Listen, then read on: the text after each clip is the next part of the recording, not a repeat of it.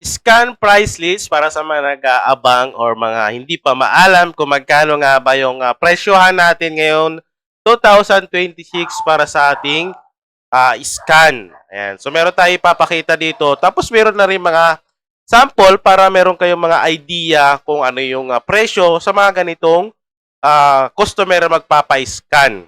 Pero bago ang lahat guys, so ipakita ko muna yung website natin para sa mga nag-uumpisa pa lang ng printing business nila, sa mga nag-uumpisa pa lang. Ayan. So meron tayo ditong website na pwede kang bumili ng mga template na pwede mo magamit niya sa printing business mo. So meron siyang mga Canva template, may Google Sheets template, may Word template, at meron na din siyang ready to print na mga files. Ayan, so meron tayong Canva.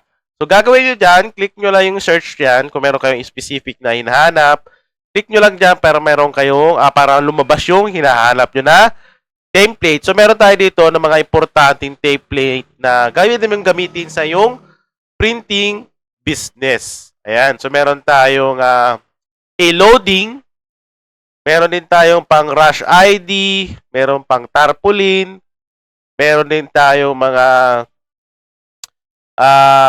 delivery receipt na template, QR code. So madami yan guys na pwede nyong magamit or mabili dito sa website natin. So tignan nyo na lang at marami tayong pwedeng pagpilian na template dito sa ating website.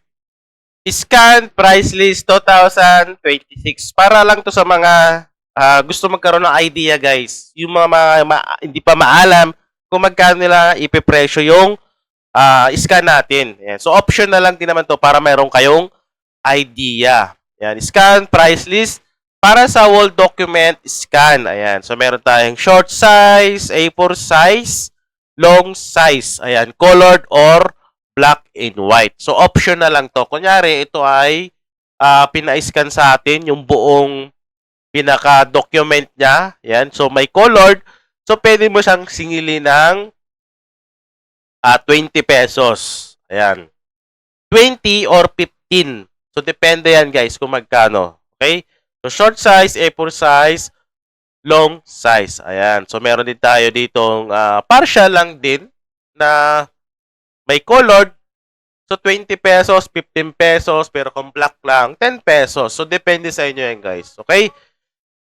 Para sa half document scan naman, ito kasi ay, ano to, guys?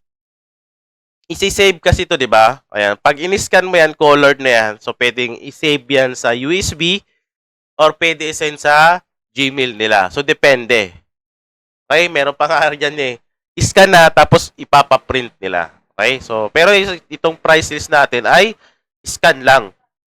Yan. So, depende kasi guys kung magkano yung presyuhan mo sa scan per peraso. Sa akin kasi 20 pesos eh. Ayan. Pag buo. Para sa half document scan naman, colored or black and white, half document, 15 pesos per page. So, yung kalahati lang. So, depende, di ba? Pero kung gusto mo yung isahan na lang na presyo, pwede 20 pesos. Maliit man o malaki. Diba? So, depende sa yan. Kasi ganun din naman yung ano nun eh. Yung pasada ng scan nun eh. Sa aking kuryente, yung time mo. So, ganun-ganun. Parehas lang din naman. Diba? So, magdadagdag ka na lang. Kunyari, 20 pesos yung presyo mo sa scan.